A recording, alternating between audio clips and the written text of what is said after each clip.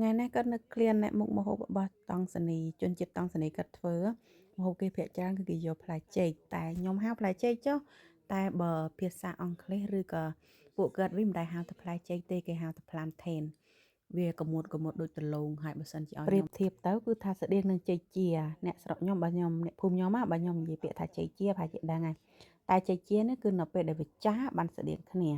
កមុតទៅស្អិតចាត់តិចតែភាគច្រើនពួកគាត់យកមកគឺស្ងោបុកធ្វើដូចអាកៅហ្វូគេហ្នឹងណាឬក៏គេយកមកចៀនមិនលាយម្សៅទេគឺចៀនផ្ទាល់អញ្ចឹងទាំងដងហើយហូបផ្ទាល់ឬក៏យកមកដាក់ក្នុងស៊ុបបែបនេះ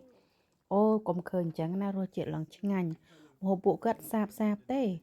ដាក់ឲ្យប្រើតែអំបិលតែស្ករក៏អត់ប្រើដែរហើយឃើញគាត់ធ្វើចុបមានបន្លែថែមថយចុះឡើងនិយាយពីថាឆ្ងាញ់នោះឆ្ងាញ់គាត់យកសាច់គោឬក៏សាច់ចៀមទេខ្ញុំភ្លេចហើយនេះវីដេអូយូរដែរហើយយកមកក៏ធ្វើឲ្យខ្ញុំនឹកអនុស្សាវរីយ៍កាលពីនៅក្មេងៗដែល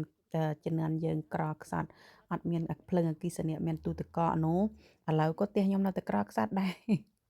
គឺថាបណ្ដាយខ្ញុំតែងបើសិនជារបៀបទុកដាក់សាច់ជ្រូកនិងសាច់មឿនណាបណ្ដាយខ្ញុំតែងតែលីងសាច់មឿនឲ្យឆ្អិនហើយយកវាទៅទុកដូចគាត់ចឹងតែមិនទុកបកកដែរយើងដាក់វាឲ្យដើម្បីរក្សាវាទុកឲ្យបានយូរហើយបើនិយាយពីចេកនេះវិញណាគ្រាន់តែជៀនចេះទេគឺថាឆ្ងាញ់ខ្ញុំហៅចេកចឹងតែពួកគាត់មិនតែហៅចេកទេថានិយាយទៅក៏ប្លែកហ្នឹងហើយខ្ញុំថាបាណាណាគាត់ថាអត់មែនទេ plantain ឯងក៏វា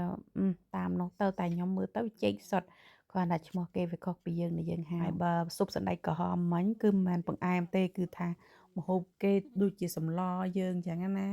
អត់មានរសជាតិផ្អែមទេដល់ពេលខ្ញុំរៀបរាប់ថាពួកខ្ញុំភាគច្រើនយកសណ្តែកបែបនេះគឺមកធ្វើជា